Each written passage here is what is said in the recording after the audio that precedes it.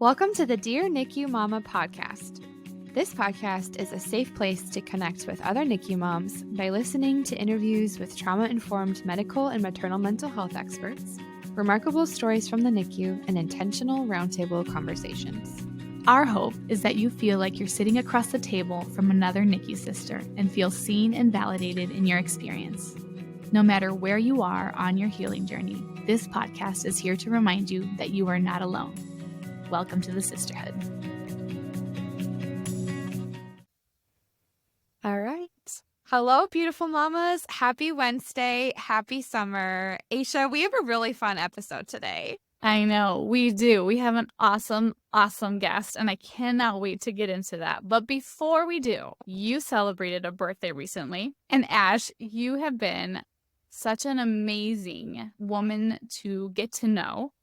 And we wouldn't be here without you. Dear NICU Mama would not exist without you.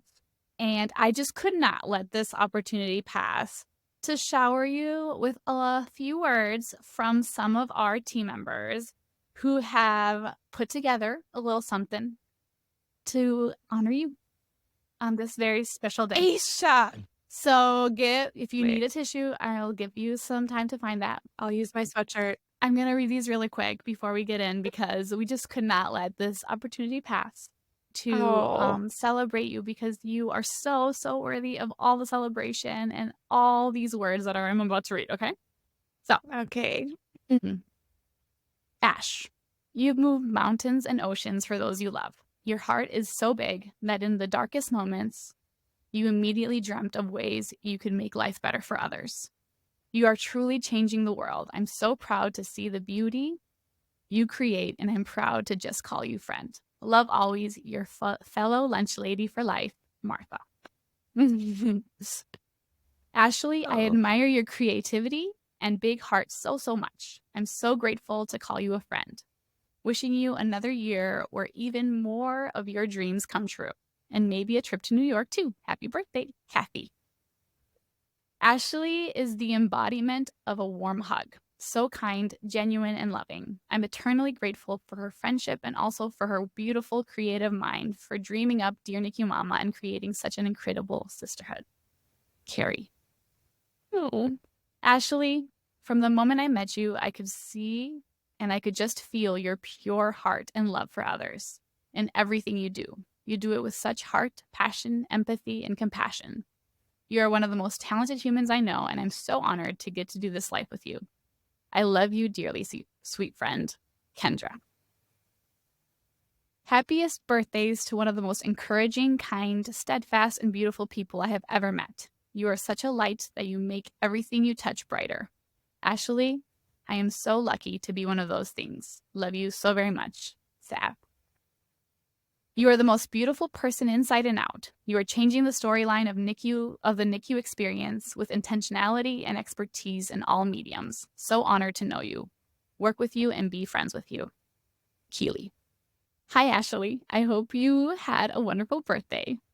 And I hope every day you remember what a beautiful, caring, and loving soul you are. I feel so honored to know you. Careless. Ashley has been one of the biggest mama role models I've ever met. She has always shown me that being your authentic self is all that matters. That when you are being you, your child is more likely to learn how to express themselves.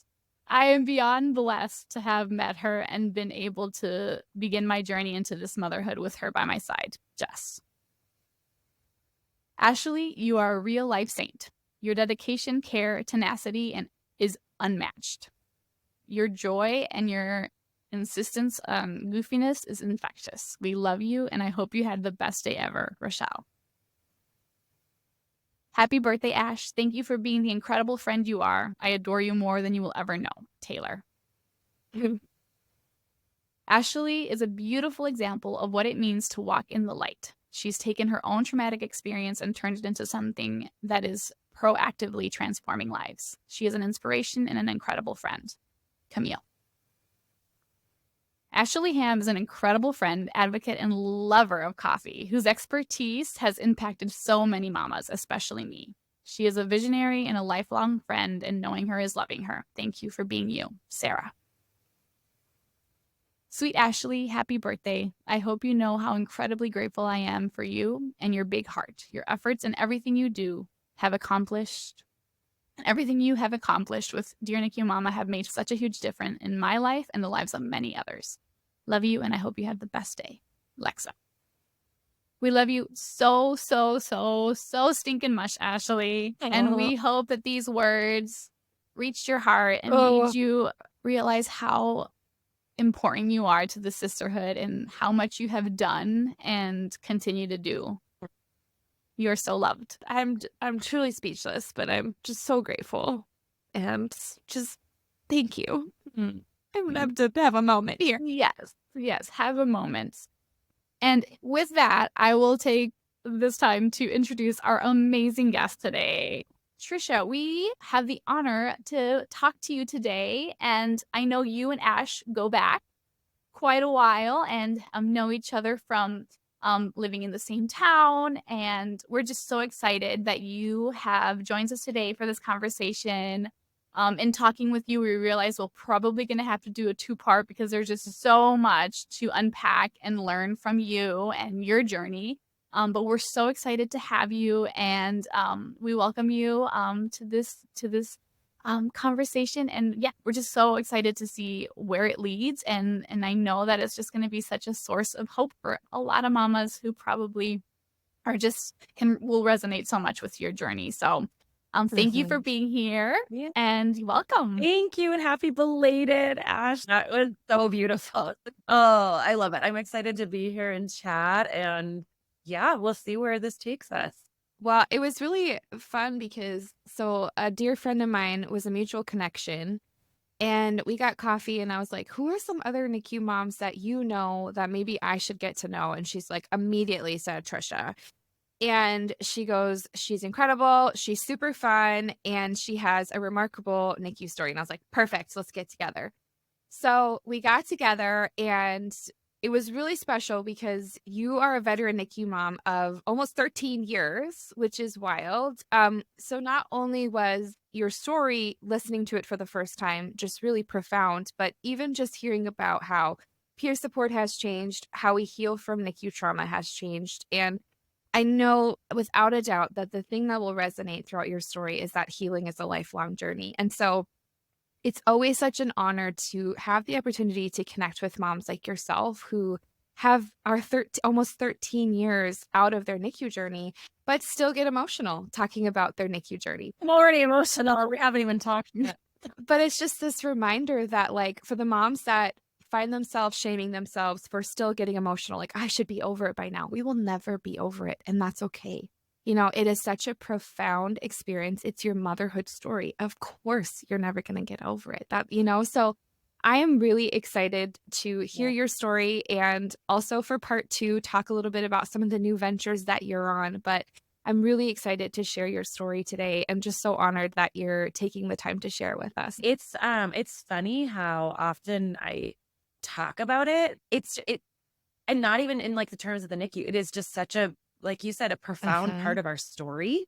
I mean, it defines my twins. And I think only other NICU moms get that. But like when you look at them, it's other birth stories are like beautiful and joyous. And it's like, oh, and then my dad popped up with coffee. And I'm like, I did not have that. And it was at the time, it was like something was taken away from me. And looking back, I mean, I do still feel that way. I mean, I'm grateful for my story now, but at the time, I mean, there's a lot, there's just grief, there's sadness. And if we're being honest, there's a bit of resentment towards whom it varies, towards yourself, probably most of all. And it's there. I mean, like you said, my twins are 13 and almost 14, and there's still that burden. And that's still that grief that I carry with me, that when I look at them, I don't just see them for who they are. I see like part of my story, and the change of the trajectory of my story changed because I went through.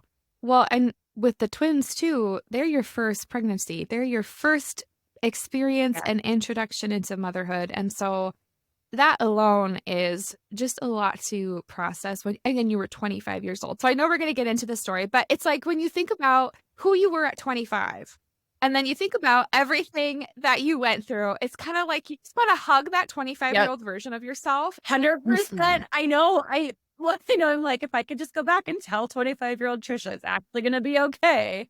Right. I don't know how we did it. And one of the things that, I mean, this is just, who knows what, if it's true, but I'm like, part of the reason I think we did so well and we actually like managed all that stress is we were too young to know any better. And life hadn't hit us hard yet, but in a way, I'm grateful that I went through it when I was young. I don't know that I could have done it when I was older. Absolutely. Well, maybe let's start there then. Let's start at 25-year-old Trisha. You guys are last year med school. You start talking about, okay, we're ready to build a family. Tell us what happens. So yeah, we're very fortunate. I know that's not every mom's story. So we're very fortunate in that we kind of said, let's start a family. And then like the next day I found out I was pregnant. And so we were really excited. Also, I mean, quite nervous, obviously. We're away from family. We grew up in Fargo. We were living in Omaha. So that's like a 6.5-hour drive. But that, you know what, how hard can it be? It's one baby. So we went into my appointment at 7 weeks and Adam was with me. And just like, for it's so funny how it works out. He was going through a radiology. I don't remember what they called it, but just like that was his like 6 weeks of radiology. He was in it. So we go in and he, the ultrasound tech, did the ultrasound. And then the ultrasound tech said, okay, I misheard her. And I thought she said peanut. She did not.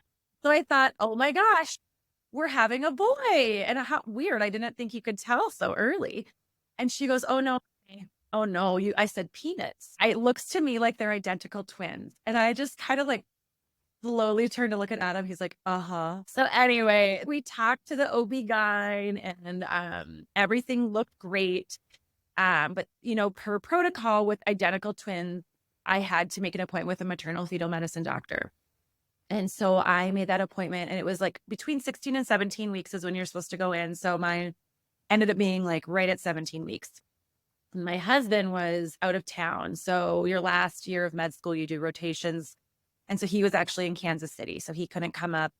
But my dad surprised me, such a daddy's girl. So that still gets to me. My dad surprised me and was like, I figured you could use some support. So we go into that appointment and, you don't meet the maternal fetal doc right away. You just kind of get your ultrasound done. And so, again, I knew enough to know that like, look for the heartbeat. That's what you're looking for, right? As long as there's a heartbeat, it's good. And so I could they measured the heartbeat. She did all her measurements, but it was just not like kind of expected more, again, what you've seen on like TV shows, right? Or you read about and more fun. And it's, probably like a mother's intuition at that point. I was like, what is like something's going on. So he comes in and he's very like, oh, I don't even know. He's wonderful. My son is jumping ahead. My son is actually named after him. He was an incredible man, but this imposing presence like just walks in. He's like this 6'5" Egyptian. And so just like the look of him was like, like the presence I felt in that room was like, it's all going to be okay. Like whatever he's about to tell me, this man knows his stuff. And my husband had like vetted him. He's like, everyone says he is incredible. He should be, anyway. So I won't say his name, but in walks the doctor and he said, so you have something called twin-to-twin transfusion syndrome and it's serious. And then my mind literally goes back to a story of my husband right afterwards. And I said, what, like identical twins, what does that mean to my husband who's in medical school thinking he, knows everything? And he's like, well, so I read about this thing called twin-twin transfusion or something. And like, as long as they don't have that, it's fine. And so I'm like dialing back and living in that moment. And then hearing what this doctor is saying, I'm like, not only did he say that, but he said it's serious. And so I look at him and I go, but that's not good. And he's like, it's not, not good. I said, okay. So at the time, twin A was who we now, like, I'll call him Jack. So we didn't know our boys' names, but twin A is now who Jack was, and twin B is Sam. Jack was receiving all of the nutrients from Sam. Sam was giving everything away. So he was the donor, Sam was the donor, Jack was the recipient. And now if you Google this, what he told me, he's like, what usually happens is the recipient is the one who struggles the most. They can't compensate for the amount of extra fluid that's coming in. Their heart goes into, their heart just can't handle it. And they end up passing away due to this heart. But your son seems to be doing fine. This twin A seems to be doing fine. What I'm really worried about is your twin B. He has literally no amniotic fluid. You can't see a bladder. His heart rate is extremely low already. We're looking to perform a procedure today called an amnio reduction, simply to give twin A, Jack, a shot. He goes, your other twin will likely not make this. At this point, it is the procedure to be done is to save your other baby. And I like, my dad is like, remember, my dad is in there. My dad's this, his generation, like, I don't know if he folded a diaper, like put a diaper on. He's sitting there listening to his baby girl be told that one of her children will die. And I was so numb and so like, I had no idea what to do. Like, I couldn't process it. I didn't even cry. I mean, I cry far more now telling the story. And I was okay. So, I mean, if you've had an amniocentesis, it's literally that, but they withdrew, I think it was like 4 liters of fluid from around Jack. So that's 4 or 2-liter bottles of soda. And they said, you'll come back in 3 days and we'll probably have to do this again. And then in the meantime, he's like, you're going to read about a surgery that can be done. And it wasn't being done in Omaha. But the surgery was basically to go in and kind of like separate the two. So like they would have to, like, Sam would have to start learning how to like not give away his fluid, and Jack would have to, just be content without Sam's extra fluid, basically separating the identical twins from their placentas from being so stuck together. So he said, you are not a candidate. You're too severe. You're not a candidate. And I was like, so of course I Googled it, and it's like, this is, it is the surgery. You have to have it. And I just was like, but why? Why can't I? So again, I go to that appointment, like, you need to explain more. He goes, you're not going to make it there. And how many weeks were you at this? I was 17 weeks pregnant. My dad drove up again, and they withdrew a couple more liters of fluid. And I remember this doctor being like, I don't know what is going on, but like, this baby is a fighter. And I want to say when I was about 20 weeks pregnant, they didn't withdraw any fluid. And the doctor goes, I don't know what's going on here, but it's reversed itself. I'm like, what are you talking about? Wow. Right. And he's like, this is truly like a miracle. And I don't use that word lightly. I'm a man of science. This is a miracle. He goes, but what I think happened, he had done so many amnio reductions. He'd actually caused fenestrations between the two placentas, allowing for a more even share between the two babies. And he goes, it is extremely dangerous to try to do this. He goes, I kind of did it on accident. And he goes, I think that is what has helped this twin B. So, I still had to go in twice a week, and I started getting all the, non-stress tests and the biophysical profiles. And it was at week 27 that I had a bad, Sam had a bad D cell. So we just were monitored then. Like, I had to stay for a couple more hours. They wanted me to come the next day. And then at that appointment, they were like, we need to admit you. Like, I really hadn't had any restrictions prior to that. It was basically like nothing that I did was going to change what was going on inside my body. So I wasn't bed rest, but they're like, you need to be at bed rest now.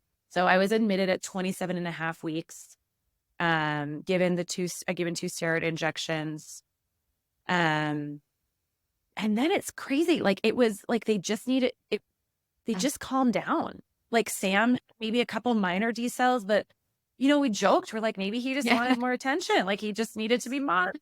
We were trying to find the positive and everything. And, if you're a believer, maybe it's a God thing. If you're a scientist, it's just it's whatever. But whatever happened, my dad had driven down that day to get my dog because everyone thought I was going to be in the hospital for so long. And so they're like, well, obviously your dog needs to come and live with us. So my dad was getting my dog. said, you know what, I'll stop by and I'll grab you lunch. What do you want? So my dad is in there. We're chatting. My husband was up there because he was actually doing a rotation at this hospital. It was the middle of the day. It was lunch. He goes, oh, Adam, I'll grab you something too. And then I actually had girlfriends stop by from work. So it was kind of like this big room. My dad leaves and he's like, I'll go get you Panera. And so, okay, great. So my dad takes off, goes to Panera. And then all of a sudden, like dings start going off. I'm like, what? Like, what's that? So my nurse comes in and she goes, everyone out now. So my poor friends are sitting there like, what's going to happen? Right? Like, why? And my husband is like, okay, like Sam, something's going, well, not Sam. Something's going on with the twin. I'm like, oh, okay. And his heart rate just was not coming back up. And when I say it was like Grey's Anatomy in this show, it was Grey's Anatomy. It was the nurse who did whatever she did. She pushed her button. The OB resident comes in, you know, kind of what you put her sanitizer on. What seems to be the problem?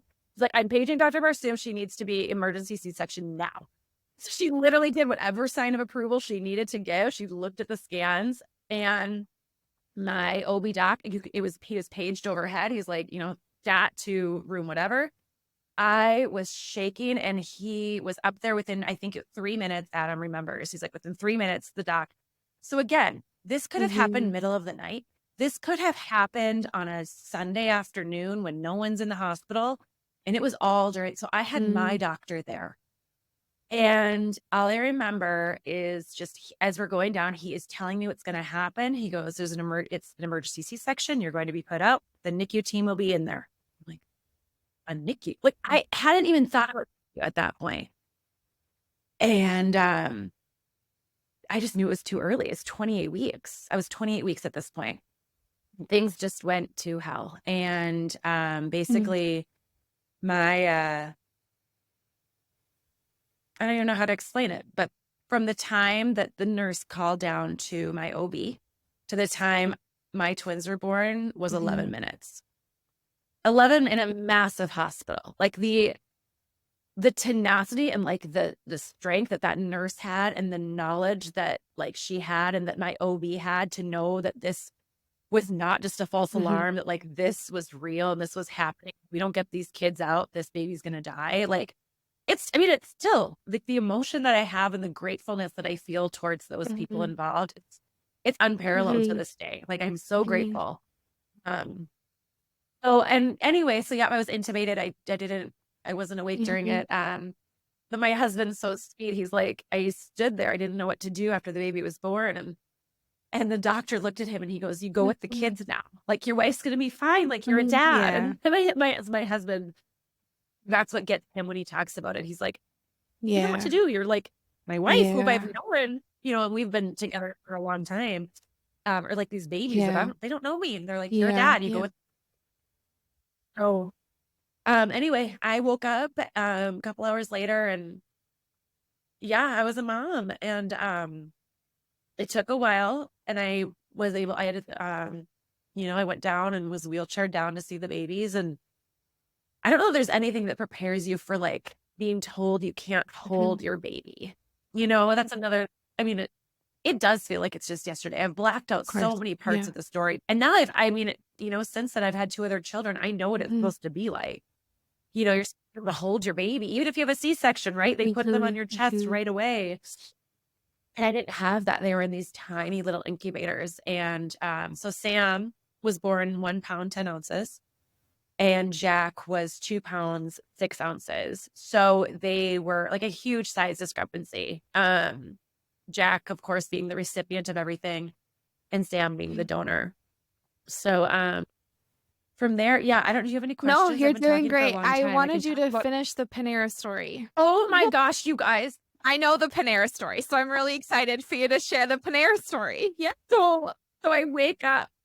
Okay, again, I've been, put to sleep, intubated. I knew what I was like my babies were coming, and I wake up and go, where's my sandwich? Well, I love that. Yeah. I love that you include that because I do think that when we're going through, like you said, there's nothing that can prepare you to experience like having an emergency C-section, you can't even process. And I think that as moms, we feel like, whether that's because it's what we see in the media, or if it's because like a difference, like we feel like we have to be like these motherly, like in touch and like know everything right away. And it's like, there is no room. Like your body is like saving its energy to like protect you, protect your babies. And so you have no room in there for like being like this, like super angelic, like, well, none. No.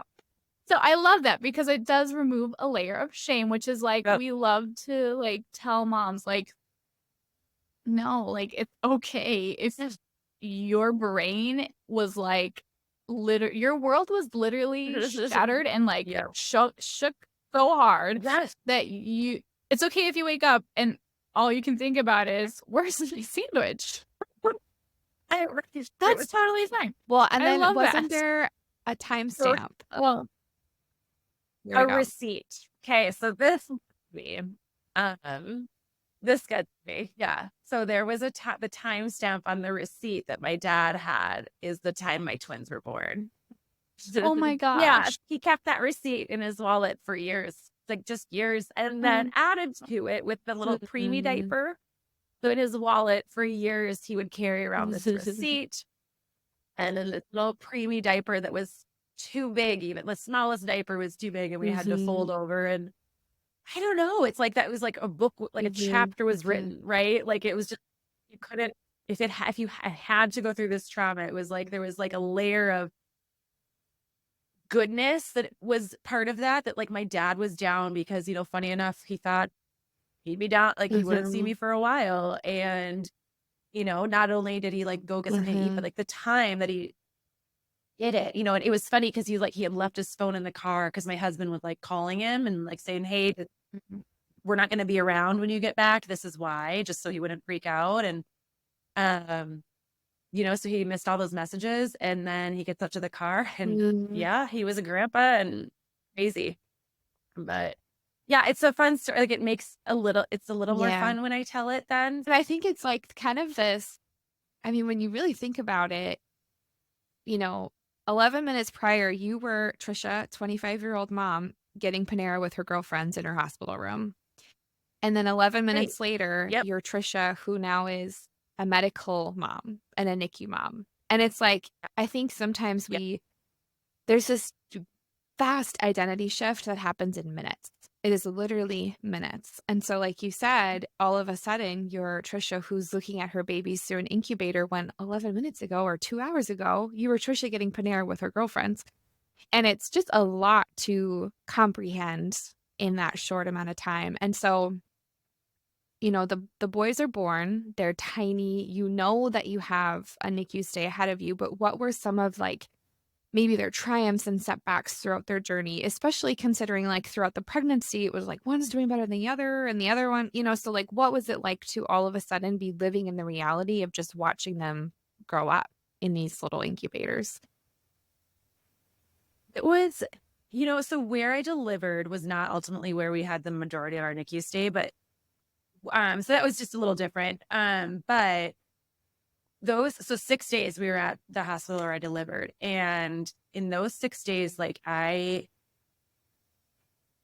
remember, like you said, my identity had changed so much. And I was now like Trisha, the NICU mom, Trisha, the one who's they're really early, and, you get messages, and it was overwhelming. And like, how do you update people without losing it yourself? I think that was the one thing that a lot of friends or family members reach out now, and they're like, how can I help? And I'm like, just don't ask questions. Like, let her or him come to you, or, like allow a simple, in hindsight, I wish I had been like, can you just back off and just say, I'm thinking of you? Like a truly simple, like, thinking of you guys, praying for you.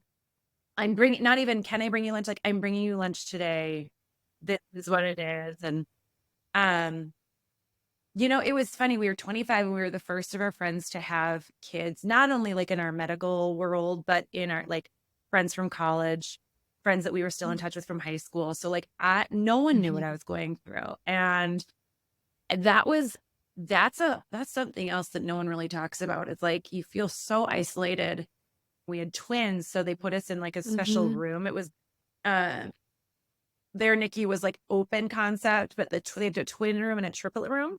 So we were in a twin room. And it was isolating. Like it was sad and it was hard. And you'd walk in and it's just the simple things of like, you got to scrub in to touch your kid. And like those things I remember really struggling with in the beginning. Like I wasn't happy. Like I hate saying that now. It sounds so dumb and so, right? Like if you're a medical mom or you get what I'm saying. Like I'd like start, and once I was released from the hospital, I was exhausted, but I was also like, I bet I'd be more exhausted if I had a newborn because I would be feeding it, and like my husband, I mean, he had to go immediately back to work. Like he wasn't around. And,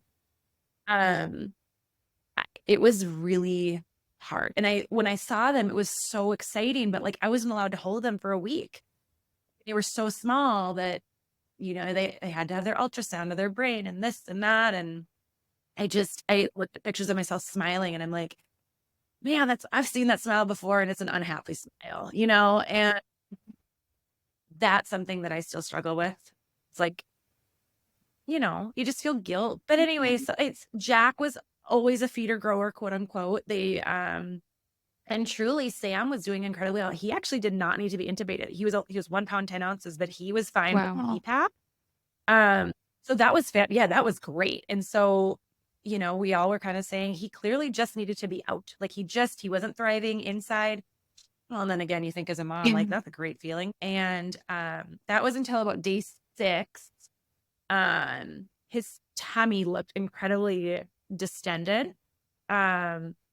And so I remember Adam came in just for like 20 minutes or whatever. He's like, the nurse and doctor need to do something about this. So he had developed what's called NEXT. He had been transferred to our children's hospital. So the hospital that we were at did not have like a surgeon, a neonate surgeon, so they had a neonatologist, obviously, but no surgeon. So down the road was the children's hospital. And they put a drain in him and they actually ended up not needing to ever do surgery, but they put a drain in. And so that's kind of what released the pressure. And but this is where I say my advocacy really like started and I didn't even know it. It seems so logical or rather illogical to me that like, I said, well, when does Jack come? And they're like, well, what do you mean? Well, his twin brother is across town. Like, I'm not going to spend my time between these two hospitals. And they're like, oh, it's a very hard process to get a twin over here. And I'm like, why? Why is that so hard? I don't understand. They're like, well, he's not surgical. And I'm like, but he's his twin. There has to be not only studies out there on the benefit of like the parent, but like this should help Sam too. Yeah. It took, I want to say 10 days for us to get Jack over. And it was like insurance had to get involved. Both hospitals, like their boards had to sign off on it. And like, I know it's different now, but like it's baffling to me that that's not just it, like flag on his chart. Somebody needs to figure out how to get the twin triplet over here. So we finally got him over. And I want to say there was maybe 2 or 3 days where everything was like good, quote unquote. And, like Sam, the drain. So again, it's been just like almost 14 years, but like, so they take it out like millimeter by millimeter every day. So like it was still in there when Jack came over, but like it was almost out. But keep in mind, it was an open area, right? So it's an open, like foreign object and an open wound. And so Jack was there for 3 days. Everything was wonderful. It was Thanksgiving. And we went to bed the night of Thanksgiving. And we got a call at 4 a.m. that Sam's O2 was in the 40s. And they're like, we've tried everything. We need to intubate him, but we need your permission. And we also need to do we've drawn blood already, but there's clearly an infection. we're going to be starting antibiotics, but like, you should probably come down here now. Like, it wasn't good, is basically what they were saying. So my mom was actually with us. And so we like left a note for her, like, obviously not trying to scare her, but I was like, we had to go to the hospital. I think we'll update you. So we get there and they had intubated him. He was gray. Like he looked terrible. He was like just lethargic, and it was one of the most poignant moments of my life, because we felt like we were there to say goodbye. And they were preparing us for that. Like, they have the counselor and the social worker there, and the doctor brought us out into the hallway where no one wants to be brought to, or the room where no one wants to be brought to. And you're like, I know what goes on behind these doors, and people come out crying. And they sat us down and they said, if he makes it through this, whatever this is, at that time, they still hadn't gotten the results back. They're like, it's clearly a bad infection, but whatever, he went without good oxygen for so long that he will have permanent brain damage. And if it was catastrophic, to the point where like the next day when they did a scan of his brain, they said this child will be a vegetable if he makes it. And so at that point it was like, no one told you that this was an option. Like, I just thought that they were tiny babies. And the infection came back. It was sepsis, meningitis, and group B strep. So it was bad. He was in rough shape. He developed hydrocephalus. They had to put in a couple shunts just to relieve the pressure. And then, over the next month, he was intubated, given, massive doses of antibiotics. Honestly, so his story is very long, but again, I am a talker, so I'll quicken it out. The majority of the story is he had multiple brain surgeries to relieve the hydrocephalus. So he has a couple shunts in his brain. I remember sitting down with the neurosurgeon, and he's like, well, you're medical, so I'm just going to cut to the chase, but there is a lot of crap in your kid's brain. We have a relationship with him where he was like, he knew we needed honesty. I was like, tell me what's going on. He's like, there's a lot of crap. Like, we need to fix this and fix it often. So, part of that, then he never learned how to suck and swallow. With a feeding tube. It was, And then Jack went home at like just under 3 months. Sam was about a month and a half later. That's the NICU part. There's a lot more after that. That's the NICU part. That's where we're at. Well, I almost want to take a moment and just like give you an opportunity to exhale a little bit, because I've heard your story before in person, and I remember just being like, we were crying in Luna, like hearing your story and like bonding, but hearing it again, it's just, there was just so much that happened within that time span. And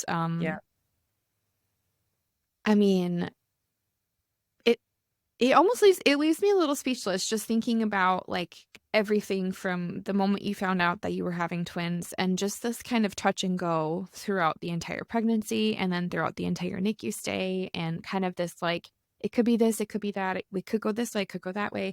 And just this constant back and forth. And you mentioned something, but I think, Trisha, you do a really good job of trying to really hold space for how other people will respond to your story. I've noticed that throughout this. You're very like, I know, like, it could have been this way, but like, we're fortunate and I'm grateful. And I just want to really quick, as your friend, just validate the significance of your trauma and your story, and that this is a place where you don't have to that's really sugarcoat anything. Like, we understand that the duality of grief and joy throughout your story, and we would never judge you for honoring the grief of your story. We know how much you love your boys and how much you advocated for them in the NICU, and that this is the one space where you don't have to do that. And so just want to validate that. And then the other thing is, you mentioned the isolation. And I think, again, talking with moms like you who 10 plus years out, the community and support, like Dear NICU Mama, or even just like Facebook groups, or just the bare minimum, a support group, didn't exist. And so you really went through this completely alone, especially that you didn't have friends that had gone through this. And so I can only imagine the isolation of navigating that without any support.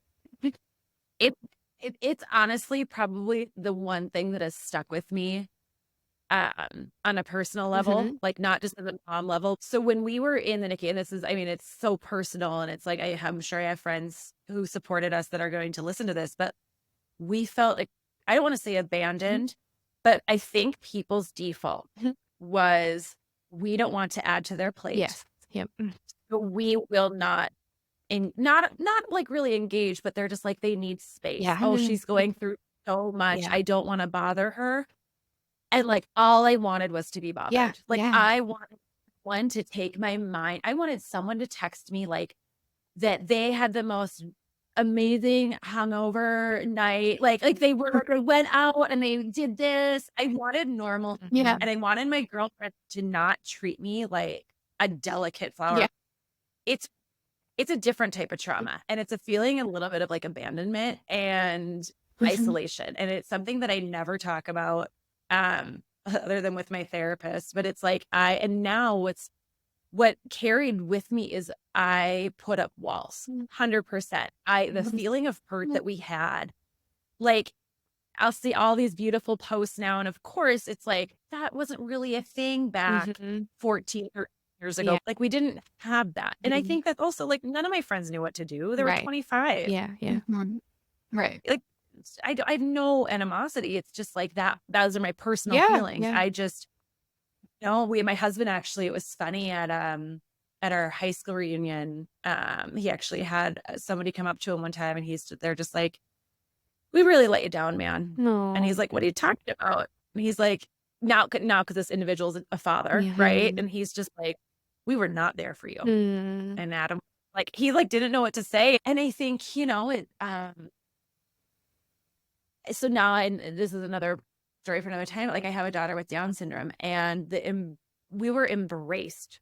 Like, it was the 180 of my story with the twin. Like, I was sent so many notes from literally people, like a friend of a friend and their cousin, and stories where I was tagged in, and like a meal train. And again, at the time, like, my daughter she was never in the NICU. She didn't have a surgery until she was 2 years old. So like, she wasn't a medical kid really. Like, she just had a diagnosis, and we were wrapped in love immediately. Whereas that was not our experience with the twins. And that was really hard. And I will say, like, to this day, I am so cautious with who I let into my life, because I don't want to be let down again. Right. And like, I'll see all these friends with like beautiful friendships that have lasted. And I'm like, I know myself. I was so hurt and just disappointed, maybe. I've never talked about this in public, so I'm like probably gonna piss people off, but it's true. It's like how we felt. And like, I think that's not uncommon from and that's so sad to me. And so, to your point, so I had started a blog, but it was literally because we lived in Omaha, and like, my mom and dad were like, you need to keep us updated on the baby and your aunt and uncle and your grandma. And so I started a blog. It was cute, but it was just like pictures of my belly, and like, because, and then as it got medical, I would like explain things so my grandma could understand it. Like, okay, so this is, grandma doesn't have email, but she'll go to her sisters. And so, but there was no such thing as Facebook groups. It was nothing like it is now. You couldn't find your people. And so I ended up finding, it was like Google or like other moms' blog, but no one had a really similar story. Now, I mean, my gosh, I can press a hashtag and I'll go find someone who also has a twin-to-twin transfusion story and a NICU story, or, people find me. It's funny, just like an old picture popped up because of the algorithm. Yeah. So like that too. I mean, I think that when I heard about this Dear NICU Mama, I'm like, that is what I needed. Well, no, thank you. And I think you bring up a really good point. When you talk about the friendships, because I think that's something that, you're grieving, the NICU stay changes you in a million and a thousand ways, right? But again, who you were before your babies were delivered and who you are after is a very different version of yourself. And some friends are really good at getting to know that new version of yourself, and some don't know how and are uninterested. And I think Yeah. we see it a lot in the private Facebook group. We see it a lot with moms messaging us on Instagram of how do you deal with the grief of losing friendships that you really thought you'd rely on, and that you thought that this experience would bring you closer, and now you don't talk anymore and they just dropped off the face of the earth, or they said stuff that was actually really hurtful. And and so I think Aisha and I were like nodding our heads because we've all experienced that on some micro level, macro level, and it's painful. It's really, really difficult. And in time, you find new friendships that will get to know that version of yourself. But in those trenches, it is a heartbreak that hurts so bad. And and so to the moms listening that are maybe feeling that for the first time, or even are reflecting on it now and still feel that tenderness of like, where were my people? Like, where were the people that were supposed to support us? Like, just know that you're not alone, and we see you, and we've all felt that on some level. And it's really, really hard and painful. Like you said it so eloquently. It was like, that is a different version, and people can either take the time to get to know the new you, or not. And you really, honestly, weed out friends that like you realize who's been there the whole time and who will be there. I mean, I lost significant friendships, and it was that's a whole other level of trauma that like you're not prepared for. Yeah. Like, I will never be the same. But we always say on our social media, like, I will never be the same, but the new version of me is worth knowing. And it's just it's a heartbreak when you don't feel that from other people. And so I'm really appreciative that you brought that up, because we've all felt that on some level. And I think so many of us are still processing it because you miss those friendships too, right? Well, I love that. And this conversation, I love the turn it took, because I do think that it's like, it gives permission to just be yourself in whatever version of yourself that is at the time. Like, allow yourself. You don't have to change for someone else.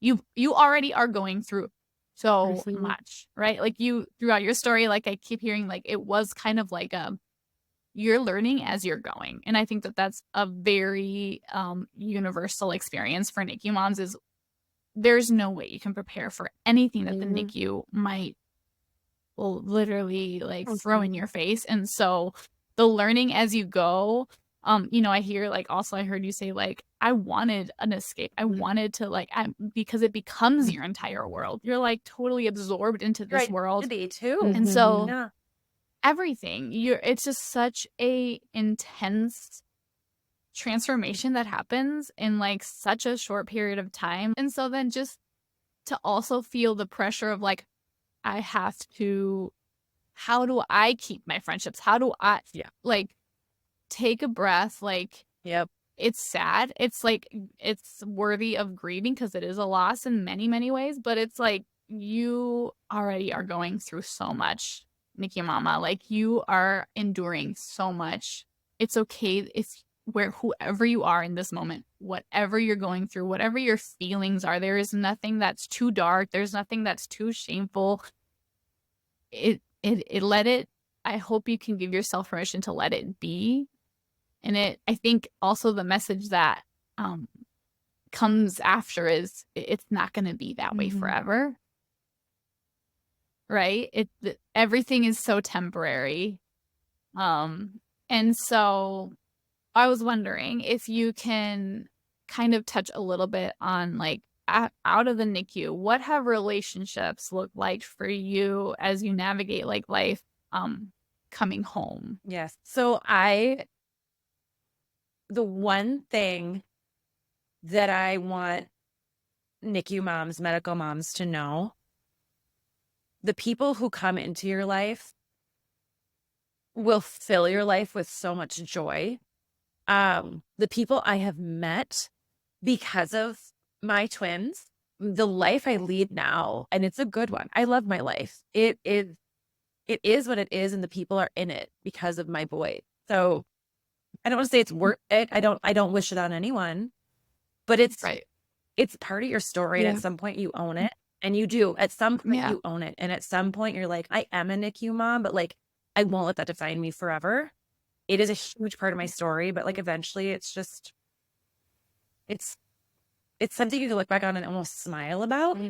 You know, like, I can't believe I got through that. Yeah. Well, and what I sense too is just an openness, right? Like an openness to receive whatever this journey will bring. And it's not always like, that doesn't take away the hardship and the pain and the grief, right? But it allows for new experiences, new joys, and new possibilities. So I do sense like there is this openness to you to just say, I am ready to receive whatever comes. And so that's so beautiful. I like that. I like how you said that. Yeah. We could talk for hours. Like literally we could talk for hours and hours.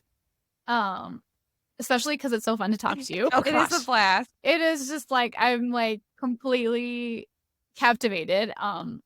But we will have to do a part 2, because I know advocacy is a big part of what you fight for and hope for every family, right? Who has any kiddo with medical needs or disabilities. And so I think that that's going to be an amazing conversation. So stay tuned, mamas. We're going to definitely dive into that. But we just wanted a chance to hear your story, right? And so it has been so awesome to hear. And we love to finish our podcast with like a message of hope for moms who might be currently in the NICU right now, or maybe just a few years out, or maybe 14 plus years out too, who are starting to kind of process, or who are still struggling with a lot of maybe similar emotions. And so if you could, what would be a message you would want to tell them right now? Yeah.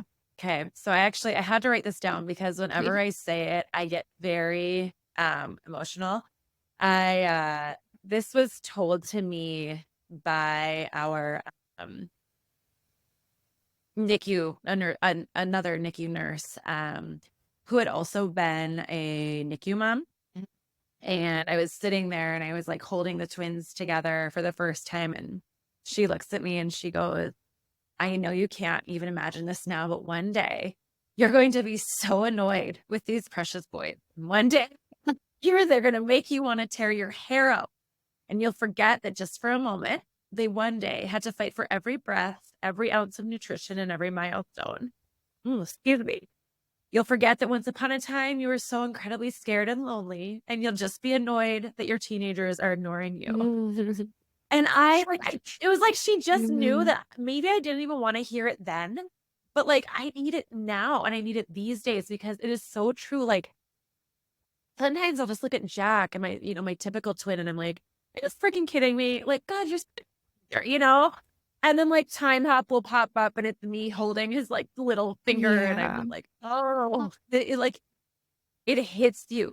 It is one day they are going to be in their own way. And, Sam does in his own way. They are like typical kids where like they reached a milestone that you never, when you're in that NICU, think you're going to hit. Yeah. They actually, not only would I jump in front and bust for them? Of course I still would, but do I want to kind of kick them out of the house someday? Yeah. Like, I'm sure every mother of a teenage boy says that, right?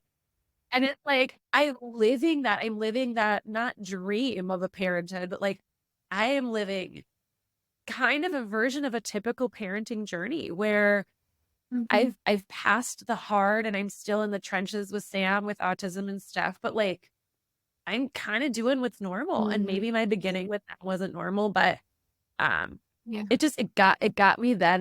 Well, and I love how you said it too. I feel like we all are sitting in the NICU, or we have been at one point, and thought, are we ever going to get to do the things that we dreamed of with our baby? Yeah. And it's kind of like you use the word normal, and I love that, because I think we have an expectation of what normal will be like, but really we create our normal. Yes. Like we're creating what's normal for us. Yep. And that can become the normal, right?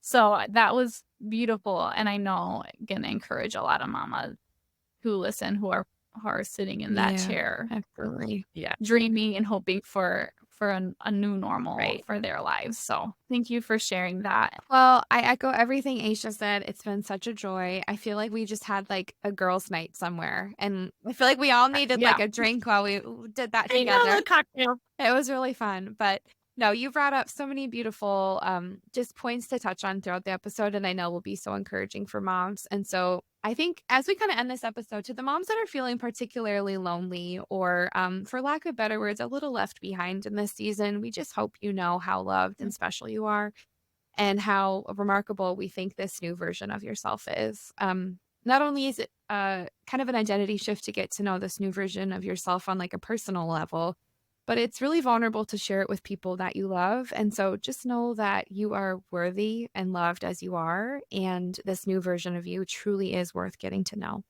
And so, Trisha, thank you. I'm so excited for part 2. This is such a delight. But mamas, we know it's going to be great. So definitely come back. We're so grateful for this community and just so honored to share this space with you. So have a wonderful rest of your week. Thank you so much for listening to the Dear NICU Mama podcast. If you loved this episode, we'd be so grateful for a review. For more ways to connect with the Dear NICU Mama sisterhood, check out the links in the episode description.